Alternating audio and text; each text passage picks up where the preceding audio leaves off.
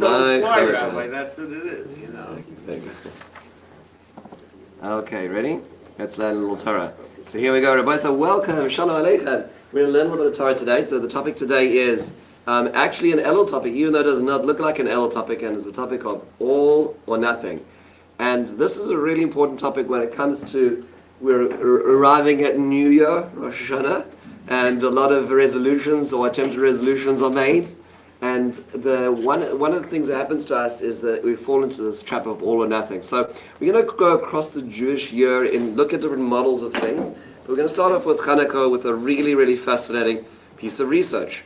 And this research was conducted in 2011, and one of the researchers is Ayelet Fishbach, and she made a lot of very interesting research relating to Jewish practices. And so the research was, they took college students and they asked them, how many nights of Hanukkah do you light candles? Now, clearly we're in the non-Orthodox sector, because in the Orthodox sector, you have to light every night. But when you're in the world outside of Orthodoxy, where in a certain sense, you do what you feel, right? So then the notion of obligation actually works differently, which we'll discuss in just a moment. The question is that people would light, but they wouldn't light all the time necessarily. So they started doing the research as to what it would be. So if you take a look, top page 2, the pattern of adherence to religious standards confirmed our hypothesis. The position on a given night in the 8-night sequence predicted participants' menorah lighting behavior. That is the likelihood that they would answer yes as opposed to no, or don't remember to the question. So she presents there's a table over here of how many people, of the percentage of adherence, and you'll notice that of the, let's say 100% of the students who were questioned on the first night of Hanukkah, 76% of them lit.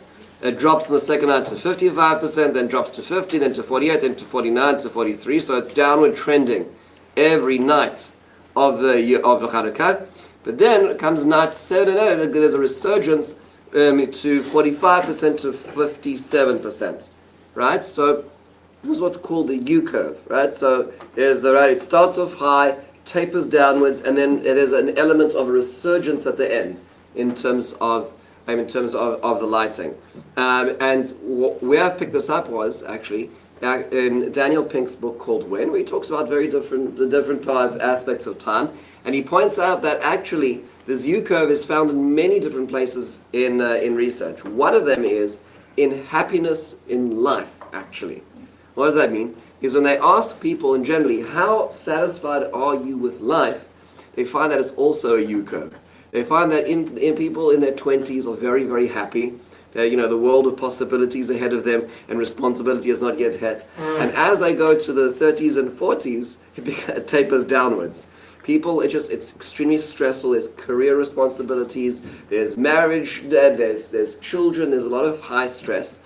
And as I move to the 50s and 60s, it starts going upwards again, which means there's a general satisfaction. Life satisfaction is also a U-curve as well. So the way he quotes it is, happiness climbs high early in adulthood, but begins to slide downwards in the late 30s and early 40s, dipping to the low in the 50s. We recover quickly from the slump, and a well-being later in life often exceeds that in our younger years. That's good to know, right? So this is all positive. This is great, Josh. Right, it's beautiful. It's a beautiful idea, right?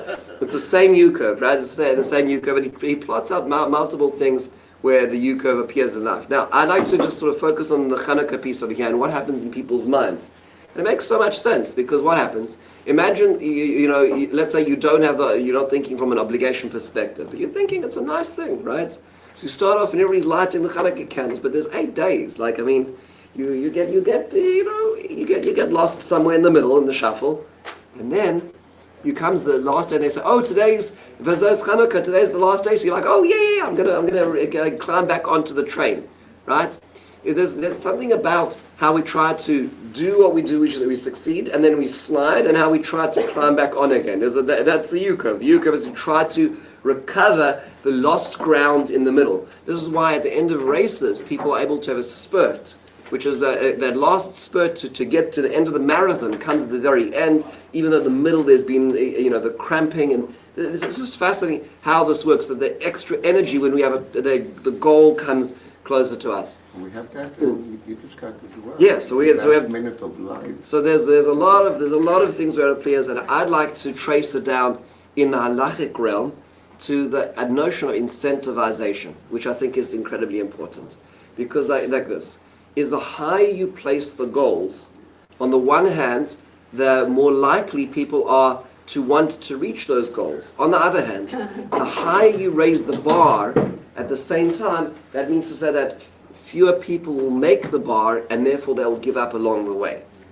Right? So this is a very delicate, we'll call it guiding of the masses. How do you guide masses through ideas is how high do you place that bar, and how many stations along the way do you allow for re-entry afterwards? How much of a compromise do you make in the realm of halacha? Now, it's a sensitive question because, we're not the ones right now creating the halachic framework. This was created during the times of Antioch onwards in many of these aspects. There's some halacha l'Moshe Messinas, but many of these were created later. And the question becomes how do you frame that? So I'd like to look at a few examples with you, with this in mind, with this Chanukah U-curve in mind, seeing the sensitivities and then perhaps reflecting it on our own lives. So the first place is Sfiras Omer, because of course we're in Elul, so we want to talk about Inyan Diyama. And if you look at the notion of Sfiras Omer in the Torah tells us to count 7 weeks, and it counts 49 days, which is wonderful. And so if I walk away from just the text of the Torah itself, I would say to myself, I have a responsibility of 7 weeks or 49 days, and skip a few, meaning if I miss a few, okay, right? Meaning meaning I'll do the best I can.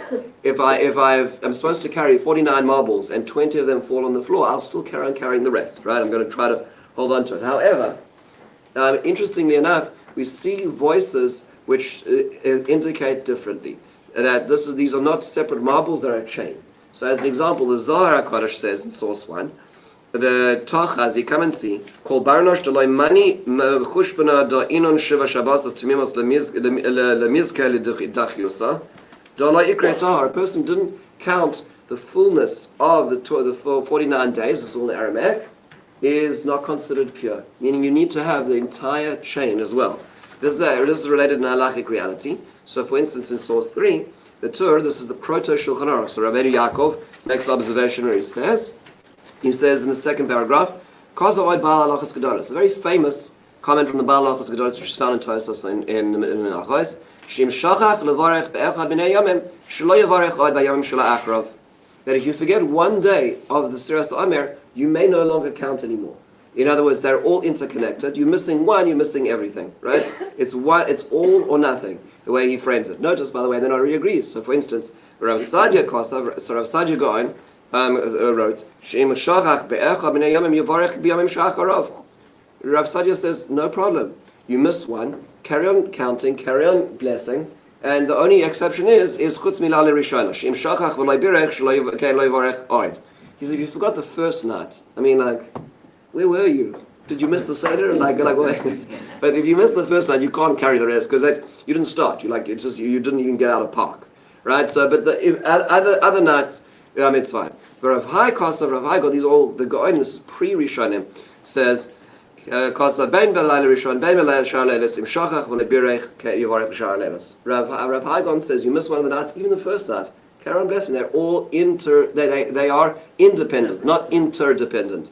And therefore you're allowed to say a blessing. This is as, by the way, notice that we're in about 1,000 years ago. This is where this dispute is happening. This is post Gemara, but pre-Rishonim, before the medieval commentators, before the Shulchan Aruch, which was published in the 1500s. This is as halacha about this is coalescing. I mean, obviously there's different practices based on different locations and different teachers. Okay, how does it coalesce into the halacha we know today? So I guarantee that most people don't know this halacha. Let's understand what's going on. So we see there's a three-way dispute, right, between the Go'onim as recorded in the Torah, right? Go'onim refers to a Go'on is a person who was a Rosh Yeshiva in one of the major yeshivas, Pumbedisa, Masa Machasya, in the Babylonian and Israel we'll call academies of study. So when you have the name Gaon, like Rav Saji Gaon, Rav Hai Gaon, that refers to the name Rosh Yeshiva in those days. Okay, that's. So this is the time of the Gaonim. How does it coalesce in halacha? The Shulchan Aruch says in source 4, Shachach v'lo berach kol halayla yispor b'yom v'lo bracha. If you forget to count at night, so you don't have the entire day ahead of you, count in the day and you're all right, but do it without a bracha. Now, our critical halacha, im shachach levarech be'echad me'ayomim. If you forgot to count one of the days of Siras Omer, bein yom rishon, bein mishar yomim, whether the first or any other day, sofer b'shar yomim b'lo bracha. You count the rest of the days without a bracha. How does the Shulchan Aruch paskin? Just like this is the critical piece here. Does the Shulchan Aruch paskin like the Bahag, or like the Rav Saji Gaon, or like Rav Hai Gaon? Sounds like a bridge position. You see, most people think the Shulchan Aruch paskins like the Bahag, and he is not paskin like the Bahag. The Shulchan Aruch is not saying that if you forget a night, you don't count anymore. That's not what he says. What does he say? He says you count. Right. Like Rav Hai Gaon, but you do it without the bracha. Right. Isn't that fascinating? Meaning, there's a dispute. If you lose one, do you lose all? And there's a debate about that. So what does he do? He says it's a compromise. If you drop one, you carry on counting, but you do so without the bracha. That's the bridge, right? So do you see what it's done? This is a classic way the halacha is titrated when you have a dispute. Now, the reason why most people don't know this is because most people, when they forget a night of Sirah, what do? They drop it. And that's exactly what happens. In their minds, ironically, the bracha is so educational, it gives so much importance to it, that they understand that when there's no bracha, there's no value. But there is. There is value in counting the rest. You see what the Shulchan Aruch is doing? The Shulchan Aruch is trying to bridge the idea of having a lofty goal, like the notion of the Bahag, which is Timimos, of everything being pure. At the same time is, a lot of people are going to fall off the wayside. Right? A lot of people, by the way, especially women, because men have the advantage of Mariv, right? And if you're at Mariv, it's a lot easier to remember to do Siras Omer, right? But even so, you're traveling. There's so many reasons not to. The reality of life is a lot of people are going to forget, and that's this balance is trying to be able to have the high value of a full service at the same time as is the flexibility of partial success, which is being balanced over here. It should be noted that there are those who are therefore in disagreement with even the Shulchan Aruch. So here's a book which was published before the Shulchan Aruch called the Sefer HaChinuch. The Sefer HaChinuch, when quoting this, actually leans into this dispute, and he says in source 5, he says in the second paragraph, if you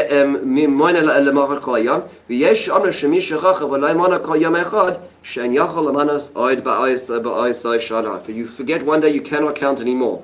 It's one mitzvah. If you forgot one of them, you lost the entire count. He says that most people don't agree. Most of the teachers in this generation don't agree with us. Meaning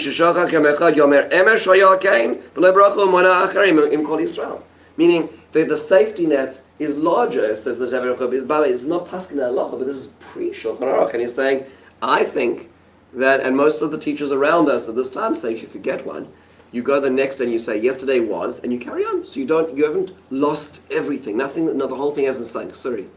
Isn't it a mitzvah to say Shehazman Grama? Are women still mechuyev? Absolutely. So good question. So it is a mitzvah to say Shehazman Grama. So woman is not obligated, but it's in the category where a woman is certainly opt in and can do it. Fantastic.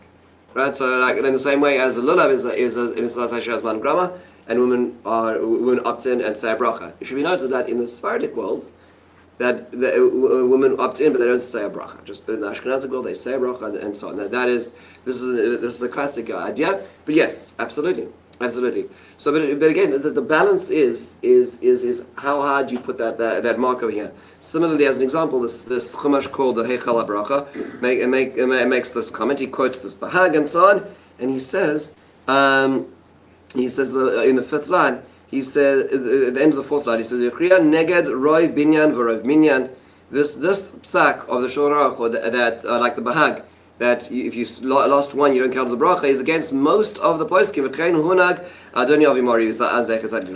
My father's passing this as well. Kol hatzadikim kach Halacha psuka beligim gumshim shachach lispor yom echad sofer b'shar leros b'vracha. If you forget one, you carry on right now. We don't. Again, it's not up to people to paskin by themselves. This is a school rabbi. Right. So this is not. You don't have the right to sort of to disagree with the Zohar in such a way. But no. What is he saying? He's saying is that most of the poskim we did not require that it was only one mitzvah. If you lose one, you lose everything. And part of this struggle, I would say that you may say that this debate is simply a debate of how to understand the word tamimos. What does it mean, Sheva Shabbos tamimos tiyena? What does it mean, complete? And the Bahag says that this is what complete means, and the Rav Haigon says it means referring to the process, not each day. But that you could argue that's what it is. But I could also argue that psychologically, the question is how do you lead lots of people towards success? Do you raise the bar or lower the bar? Right? You raise the bar, and a great number of people will succeed at hitting that bar because you raise it to them. But if you raise it, then a whole bunch of people are just going to completely miss it out. Psychologically, they'll turn off the moment they miss it. Whereas you lower the bar, more people will make it, but then the bar is lowered. That is part of this debate, and it's a very significant part of how do we educate even, is this question. Now, let's talk about another example in halacha. Is intermittent fasting. Intermittent fasting has become so exciting recently. So it's obviously very successful. You burn up your own body fat by you choose a certain window in the day, and it's 6 hours, it's 8 hours, and during that time you can eat. The rest of the time you cannot eat at all. You can have tea, water, liquids, but no calories, and it's very successful in helping people lose weight in the good old-fashioned way on losing weight. So does it have any value? Does intermittent value of fasting have any value on a public fasting? So what I mean is you're not able to make it the whole time. Is there value in partial fasting? So the Shulchan Aruch actually quotes the Gemara, and the Gemara says a very famous statement, which is in source 7, Kol tanis shelo shaka alav chama, tanis shelo ishlimu atzesa kochavim, is eno tanis. If you have a fast day which does not have a sunset, which means 3 stars, so if you do not make it to the end of the fast day, it's not a fast day. It's nice, right? You missed breakfast, but it's not a fast. That's what the Shulchan Aruch says. It seems to be very much an all or nothing proposition, right? And that's what the Gemara seems to say very explicitly. So much so that let's say you're going to daven mincha early, and you say, but I'm not going to make it to the end of the fast, I'm going to take a break in the middle of the afternoon. You can't say Anenu, because Anenu is only said if you are fasting. That's what the Shulchan Aruch says. Pretty much an all or nothing proposition. The Haggah, that's what Ramosh is, this makes conversation. He says, if a person is not able to make it all the way, they may still say Anenu, even if they not make it all the way. And so that is what a number of our teachers have taught. You're saying if you know you're going to break your fast. That's what it sounds like, right? You shouldn't be, right. It sounds like that a person perhaps knows he's going to break the fast, but at the time that he's saying mincha, because there's no anenu in shachris, and the reason there's no anenu in shachris is precisely for this reason, is that there's no anenu in shachris because a number of people in this room might not make it all the way, so they can't say anenu b'yom tani seinu, answer us on our fast day if you're not going to make it to the end of your fast day. But mincha, it's more likely you're going to make it, right? The reason why the Baal Tefillah in the morning can say Anenu in the Chazar Sashatz is because he is representing the community, not himself. So even if he, let's say, as an episode later, needs to break the fast, the people he represented, most of them will be finishing the fast. So that's why he can say Anenu. But in the afternoon, there's Anenu. So let's say a person is saying an early Shemincha and is unsure as to whether they can finish the fast. The Shulchan Aruch says you cannot say Anenu, whereas the Ramah says there is room to say Anenu. The Mishnah Berurah, in commenting on this Shulchan Aruch, says why in source 8 he says the idea that the Ramah is a little more flexible in saying Sanenu in a partial fast. He says the reason of these rabbis, it's actually the Trumas Hadeshin, is Sha'amar HaGemara Koltani Shelo Shakalav Chama Eino Tanis V'hainu Af Le'inyan Anenu Hu Rak Im Kibel Alav Leisanos Yom Shalem Lo Yishlimo Da'eino Tanis Does Eino Mispalel Anenu Avon Kibel Alav Rak Ad Mincha Du Litzuuri Ba'alma Havitanis Le'inyan Zush Mispalel Anenu. So the Mishnah Berurah limits this Ramah. Remember, the Ramah seems to say there's more flexibility if you don't make it all the way. There's still value to saying Anenu, right? So it sounds like he's saying there's value to tanis sha'os of just a few hours. The Mishnah Berurah says no. That only refers to if the day before you're going into the fast and you say, I don't know if I'm going to make it. I am making the Kabbalah to go till Chatzos. I'm making the Kabbalah to go till 3 o'clock, and you make it to the benchmark you set, then there's value to it, because what did you do? You lowered the bar, and now you've hit the bar that you've lowered it to, so you've made what you accepted to do. But if your initial intent was to make it till the end, and you didn't make it till the end, then you didn't make it, right? And therefore the Anenu would be useless, and even the Ramah would agree with that, meaning it's dependent on the goal you set, even yourself. I would like to make observation that in the Darkei Moshe, who is the Darkei Moshe? Ramah. And that's the Ramah himself, just to understand. The Torah is the first book which takes all of the Rishonim, puts it all together in 4 sections called the Arba Turim, which is Orach Chaim, Yerodea, Ibn Ezer, and Choshen Mishpat, and that's where the Shulchan Aruch is built off of. Right? On the Torah, there's two main commentary, or 3 main commentaries, and that is the Beis Yosef, that's going to be the Shulchan Aruch later on, he gives us sources, and the Darkei Moshe. The Darkei Moshe is the Moshe Isserles. So then what they do is they first explain the sources of the Torah, and then they write their own book called the Shulchan Aruch, and the Ramah goes on to the Shulchan Aruch. So Darkei Moshe is the proto-Ramah. Right? It's the same author. He writes in his commentary on the Torah, nearly the Ma'adakos of Ma'ari. He quotes the Ma'ari, to Nagim Nispalal Anenu Achal Bishanim Ashtim, Hu Adinim Loi Kibla Mi'esmol, to Ha Tanis Shas Mi'ah Isa. In the original Darkei Moshe, it's not like the Mishnah Berurah says, it seems, right? He says that even if a person intended to get to the end of the day, and is chugging along, and then they get a migraine, and they're just like knocked out, right? And mid-afternoon, they break the fast, there still was value to the Anenu, even with a partial fast. Meaning even their goal was so, and their achievement was such. Not like the Mishnah Berurah puts it, right? So meaning to say, there is value in partial achievement, even when one's goals were loftier than what one intended. And this is a little bit sticking to the same question: is there value to part of the meal? Is there value to partial achievements? How high is the bar, and how much am I achieving in that? Is there value to partial achievement? Is the same question. Before we looked at Sfiras HaOmer, right? Now looking at the fast days. Let's put yourself in the mind of a person who's now going through this process, knowing these halachas about fasting. When a person is mid-afternoon, they're not feeling good, right? So if they know that there's value to what they're doing, maybe they will break it. But if they know there's no value to what they're doing, maybe they'll keep going, or maybe they'll just say, I've lost it all, right? Meaning there's a lot of psychology to the halacha over here as to how a person relates to their achievements. Can I make it just a little further if I know that it's not valued? Or is it important maybe that there was value to what I did, even though I couldn't make it the whole way? That is part of this the same debate. I'm on the marathon and I'm at mile 18, right? And can I make it forward? Is there value to stopping now? Will I view myself as a failure if I step off now? I'm at night 5 in the candle lighting. I haven't, right? These are the questions that we all ask ourselves psychologically. Is there value to partial achievements? Here's another example. Rabbi, just why would the Anenu be no good if you broke your fast afterwards with the intent that when you said it that you were going to be fasting? Yeah, no, so the problem is like this, is that if you view it as an absolute, which is what the Gemara seems to say, is kol tanis shaloi shakal al chama, and you know when you're saying your mincha that you're not going to make it to shakal al chama, you're not going to make it till the end of the day. You No, if you do, then it is. Then you have to break it. You have to. That's fine. Then it is worth it. It is value. But the question is if I'm in mincha and I know that I'm probably not going to, that's the question. Is there any value in that as well? Which is sort of that's the acid test for value, right? Is the anenu. Here's another example. Is kavana, right? Intention. They're just the being able to control one's mind during the most important part of the day, which is tefillah, which is where we reach equilibrium again as we move outwards into the world. So he has the thing. Let's think about this from a halachic perspective. The Rambam in his halachas of tefillah makes the observation in source 10.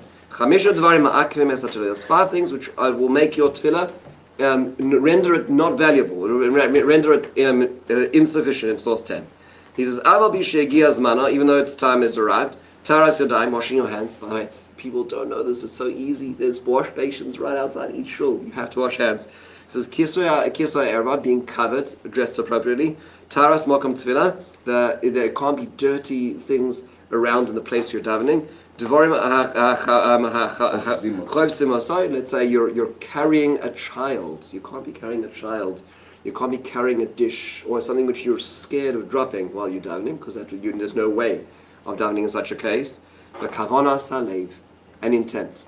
Now, according to this Rambam, it sounds like if you don't have intent, then goodbye and good luck. Now, if that's the case, that's a pretty strong statement. And he says, kavana. What is this kavana? You empty your heart of all feelings and thoughts. And see yourself as standing in front of the divine presence. That's a very high bar. It's interesting. That's in Perek Dalet. You see, this is in the 4th chapter of Tehil's Tefillah. But in chapter 10, he says later on, if you didn't daven, you have to go back and daven. But listen to this. But if, let's say, you managed to hold intent for the first of the 19 brachos of the Shemona Esrei, and you did that, and there afterwards you drifted to the day ahead, the family argument, and the business proposition today, and then you found yourself taking 3 steps backwards, right? You're all right. You don't have to repeat. That's what Rambam says, right? So this is what's called a stira in the Rambam. The Rambam seems to disagree with himself. In chapter 4, the Rambam says that one of the things which undergirds all of tefillah is intention. If you don't have intention, it doesn't help. But in chapter 10, in Perek Yud, he says only for the first bracha do you need to repeat yourself. The rest of the brachas, okay, you should have intention, but if you don't have intention, it still works. So which is it? How high is the bar? So this leads us to the very, very famous Reb Chaim, the Reb Chaim Brisk, the Rav of Brisk. He wrote a commentary on the Rambam, and one of this is the very classic what's called a Briska derech, right? This is where you have a seeming contradiction internally in the Rambam. What you do is it must be that there's 2 separate dinim, what's called tzvei dinim. There's two different halachas within tefillah. This is a classic Briska Torah. So he observes that there's 2 different types of kavana. The first type of kavana is what's called oimed lifnei melech, which is the Rambam talked about in chapter 4, which is just the simple awareness that I am in conversation or I am in connection with the divine right now. That basic awareness, that latent observation of I am here in front of God, that needs to be. If you don't have that, then you're just swaying around and getting, sometimes my Fitbit tells me I am spinning, right? You're just spinning in the gym, right? You're like, if you don't have that basic awareness, then you're like, there's nothing happening. But the next one is kavana, is referring to understanding what you're saying. Understanding what you're saying, you need to understand the first bracha of the Shemona Esrei. After that, if you didn't, then you don't need to repeat as well, which means there's 2 levels of kavana. The baseline is understanding what I'm doing and where I am. The second level is understanding what I mean. And understanding what I mean and what I'm actually saying, that is only critical for the first bracha, and for the rest of the brachas is not critical. Right? You understand? And that's the way he resolves this dispute in these 2 dinim. That's what we call the Briska division of the Rambam over here. And at the same time, where does that leave us? That still leaves us with the bar being quite high, if you think about it, which is you need to know what you're doing, or otherwise it's meaningless, right? You need to realize you're standing in front of Hashem. I don't want to go around the room because I'd be embarrassed myself. Is how many times do we not even have that, right? Meaning, how many times do we sort of drift from that awareness? We even just the awareness of standing in front of the Almighty, which is why you should know that not everybody agrees with this Rambam. For example, so the Beis HaBechira, who wrote the Beis HaBechira? The Meiri, right? So Rav Menachem Meiri. It's interesting, we didn't have a lot of the Meiri because the Beis HaBechira was only found in the archives in, I think, Cambridge. And he lived 600 years ago, but he has a commentary in the entire Gemara, and the Beis HaBechira, the Meiri says, Ma shekosavnu, that we wrote in Source 13, She'im ein adam moitze atzma b'das mechuvenes. A person is not able to align and attune their minds. Shelo yispadel, that in such a case he shouldn't daven. Gedolei olam haru shelo noimar kein. That's not the way that most of the teachers have taught us. Ela b'doros harishonim she'achasidu tzofum belibon v'akavana metzuya lohem. They only refer to the early generation of the great pious ones. This is pre-Chassidus, this is the 1400s. Okay? But the great pious ones who could really focus. That's what they said. If you don't have kavana, then you don't daven. Ava b'doras halalu. Today, amazing, right? This is the 1400s. She'eina kavana mitzuya kol kach. We do not have the ability to control our minds as much, right? The printing press is about to come out, right? So yishtadel adam yispala b'kavana. A person should try as much as they can to have focus, as much as is possible, and should feel and be concerned about the ramifications.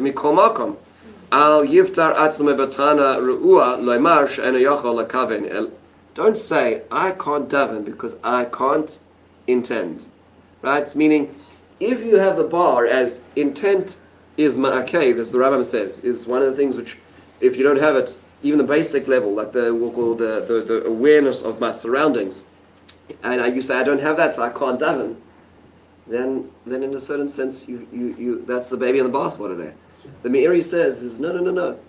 Even standing there and saying those words without any intention, without even basic awareness, has value, right? And it's so important to this. I was speaking to somebody last week, and I was speaking to this person, they were saying, I can't, my mind, I'm not in the zone, so I can't daven, because I'm always thinking about other things. So I was like, no, there's a difference. You could say, my mind is elsewhere, so I don't have kavanah, but that doesn't mean to say, my mind is elsewhere, I can't say the words. There's a value to the words being said, even with the mind being elsewhere. That's what the Meiri is saying, is again, let's make the bar more attainable for more people, because otherwise it's just psychologically, we're not going to get there. Similarly, the Chazon Ish, this is the Maasi Ish about the Chazon Ish would say, V'doras ha'achronim, in the recent generations, HaKadosh Baruch Hu makshiv l'tfiloseinu, Hashem listens to our prayers, afilu k'she'eino roi, even when they're not as it should be. Ve'eino doresh k'mo b'doras ha'kodmim. HaKadosh Baruch Hu himself lowers the bar, so to speak, because of this. I remember one of the great Hasidic giants would say, at the end of Yishtach, we say, Aboiche b'shirei zimra. Hashem chooses the songs of Zimra. So he used to say, Habaruch b'shiurei Zimra. Hashem picks up the remainders of the Zimra, right? You carry for Pesukah to Zimra. You're putting on tefillin for the first part. The Chazan was going at breakneck speed. You arrive and you said 1.5 paragraphs. Habaruch b'shiurei Zimra. Hashem picks up the remainders, like the crumbs that are like, meaning that's where we are. It's all right. Meaning, but the point is again, is how high is that bar? And it's interesting to see that some people respond to high bars, but the rest of the 66% under the bell curve don't always, right? They just drop off. They're just not going to make it, right? And so that's the same thing over here. Last topic in this is actually even more esoteric, and that is belief itself. And this is just so fascinating. This goes back to a while back to when Rabbi Norman Lamb of blessed memory opened up what he called the Torah Umada journals. So what it was at that point in time, he was talking about the value of Yeshiva University bridging the secular and the Torah world. And the way he sort of incorporated the secular world was the word Mada, which literally means to say knowledge or science, so to speak. Torah Umada became the tagline of YU, and he said, rather than just having a slogan, let's research this, and we'll have conferences, and we'll have panels, and we'll have articles written about the synthesis and sometimes the dissonance between Torah and Mada and so on. And by the way, there's been many attempts over history. Rav Hirsch, in a much more humble way, at Torah and Derech Eretz, right?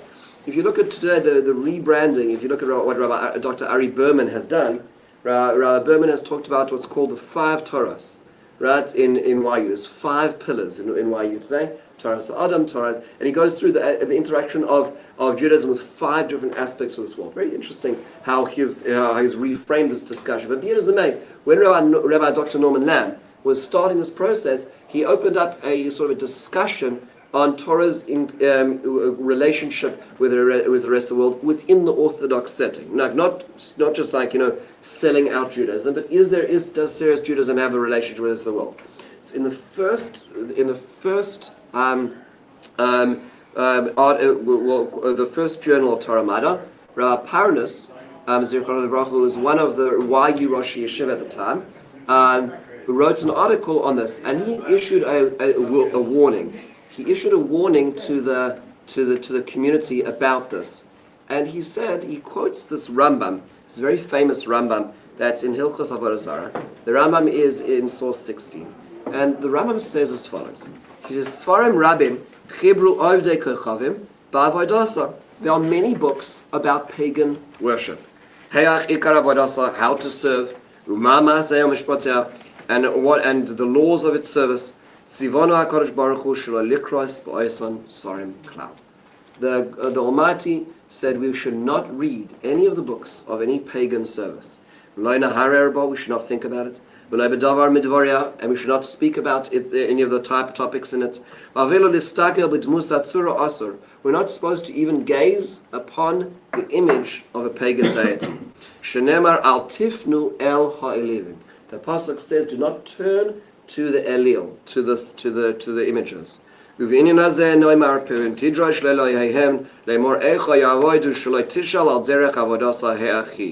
And the Torah says, even speaks to such a person, the person says, maybe I'll see how they serve, just intellectually, just for the sake of academic posterity. And he says, don't, you're not supposed to do that. Even if you say, I'm just reading about it, I'm not serving it. Involvement leads to connection, and connection leads to service. He says, the pasuk says such as such. And the Rambam goes on. This is a very famous Rambam. So Rav Parnas, at this moment in time where sort of there's this explosion of teaching, of engagement, says we have to be very careful that all the reading is wonderful, but there are some readings that are not so wonderful. And we as Orthodox Jews are not allowed to read. And so he famously says in source 17, the top of the page 6, based on all of the above, and again you should read it, it's not a long article, it's a 2-3 page article. Torah matter can only be viable if it imposes strict limits on the freedom of inquiry in areas that may undermine the Yigul Ikare Emunah. Then the Torah matter will have the opportunity to represent itself as an authentic and historical tradition in Jewish thought. Meaning, you don't have the flexibility just to read anything and then come back and say, I value or devalue this topic. There's certain things you're just not allowed to read. And what's the framework of reference? Anything which would undermine the Yud Gimel Ikarim, the 13 fundamentals of faith, as is dictated by the Rambam. Say davening every day after davening, which is the Ani Ma'amins, the Yigdals, is also just a paraphrasing of those 13 principles. And that's the framework he said, which would mean that if you're going to read a book on biblical criticism, which talks about biblical authors in plural, you're not allowed to read that book. That's what you'll be saying, because that undermines just the verse of the Ikarim that they're right, and the number 7 as well, Torah ben Hashemayim, and so these are basic things you're not supposed to be reading. In the academic world, this doesn't exist at all. In the academic world is, I put all information on the table, I read it all, I evaluate it, and then I choose what's right.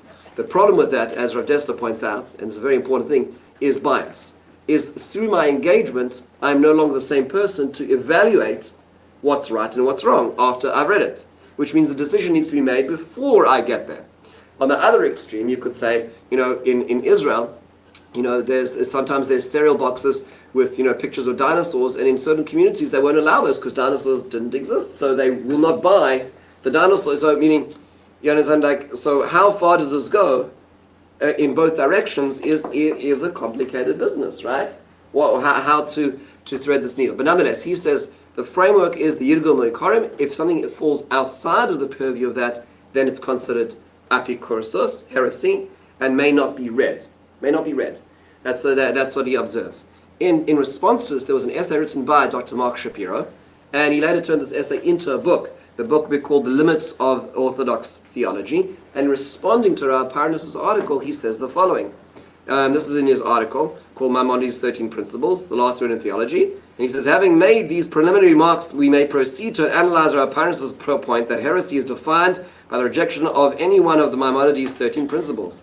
Presumably, Rav Parnas did not mean to say that only the 13 principles and nothing else are the determinants of what constitutes heresy, for it is undeniable that no rabbinic figure has ever believed this, meaning there are many more things than just the 13 principles of faith that could make a problem, right? If you read the Rambam in Hilchos Tshuva, he has a lot of things there, right? I say this for the simple reason that Maimonides' 13 principles are not all-inclusive. Thus, they do not include the idea that the Jews are God's chosen people. In addition, there are a number of dogmas which the Maimonides discusses in other places that excludes from his 13 principles. For example, there is no mention of the principles about the existence of only one God or free will, despite their overriding importance in Maimonides' thought.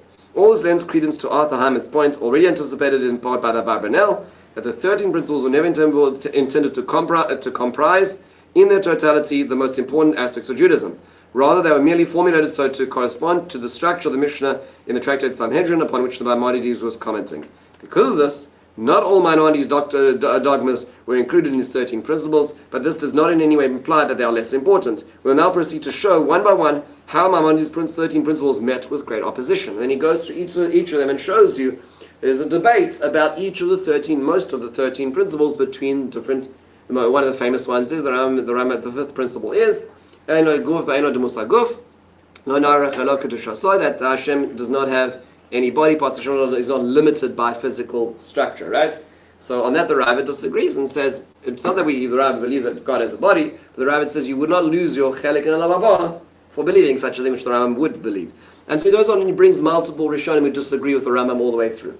And so, truth be told, what he's saying is that you can't use the 13 principles of faith as the halachic framework for what is in or what is out, or what I'm allowed to read or what I'm not allowed to read, because A, it's not all-inclusive, and number two, is many of them were debated, which means to say perhaps they're not the last word, and you can't use this framework as well. That was his, and so he's sort of nitpicking on Rav Parnas's framework that he uses. And then he goes on to say, and he says, the goal of this essay is to examine the claim that Maimonides' principles are the last word in Jewish theology, simply by looking at traditional Jewish sources, and many more could be quoted. Has been shown clearly that both Maimonides' time and both before Maimonides' time and after, many of his views have not been regarded as authoritative. Right. So and therefore, Rav Paris, why are you limiting? Why are you harnessing the Torah Matter by this system, which the system itself was under great debate as well. And this article then, of course, triggered a firestorm, and there was much discussion in the Jewish world as to responding to Dr. Shapiro, as to because technically speaking, he is true. So the Forward had a whole discussion about this, and then Rabbi Leff had a response to this. Rabbi Yitzi Blau did a response to this. There's a lot of very interesting discussions that followed this. So one of the quotations in the third line in the Ford article, which quoted Rabbi Bleich, which he wrote a book on this topic, it says in the third line is in source 19. He says, once dogmas are presented, there is no room for rejected opinions, even if they are articulated by great rabbis, Bleich told the Ford. The attempt to revive such rejected opinions would now be regarded as heresy by normative Judaism, which means the Rambam says these 13 principles of faith. Yes, there are common colleagues, and earlier and later, who disagree with each of those, but they, in a certain sense, did not make it to mainstream Judaism, right? Meaning, just by normative Judaism, accepted the Rambam's 13 principles of faith. So for me to go and find in Ibn Ezra or a Ravid who may technically disagree and sort of revive it as if that he is now on the same standard is not true, because history itself paskins, right? In a certain sense, history itself accepted the 13 principles of faith as normative as well. Similarly, in the Jewish Action, Rabbi Leff wrote an article. He says every serious Yeshiva student knows that there were disagreements as to whether the 13 principles of fact were in fact beneficial to posit, and if so, which ones were to consider principles.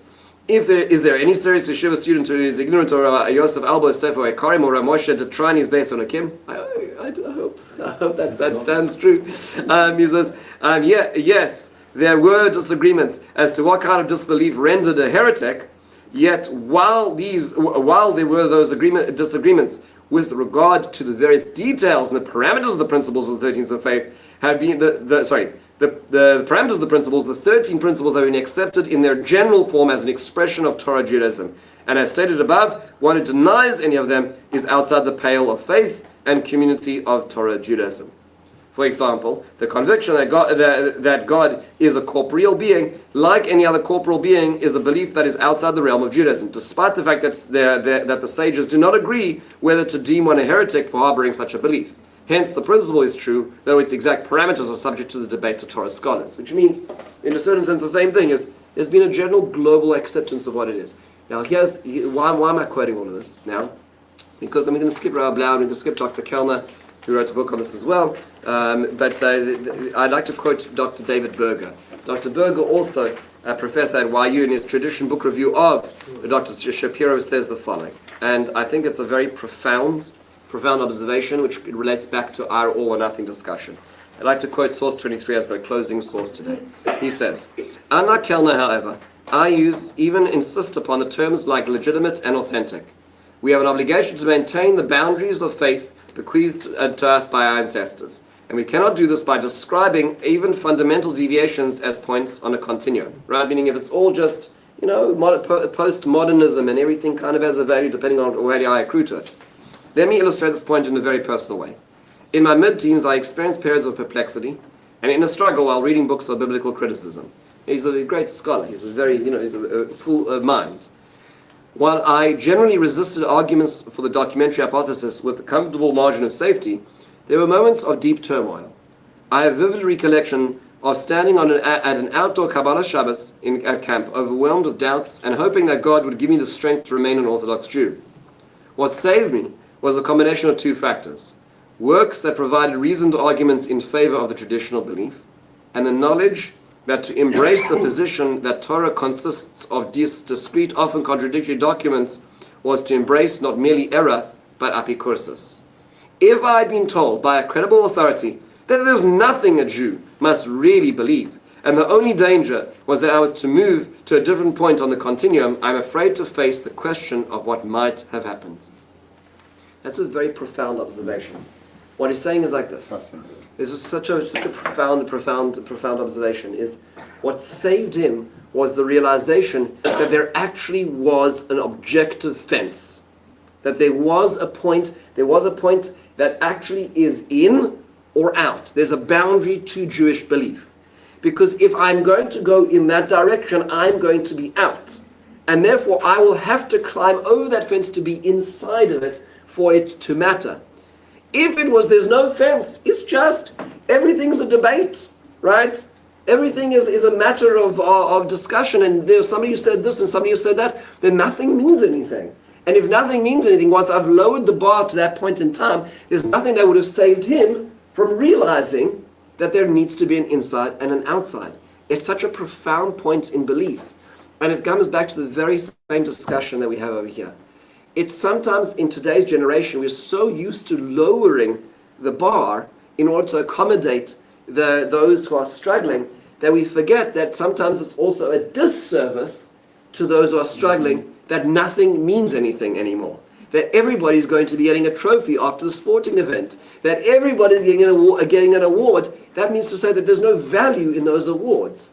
If Judaism doesn't have an inside or an outside in belief, then itself is meaningless. Itself has no value.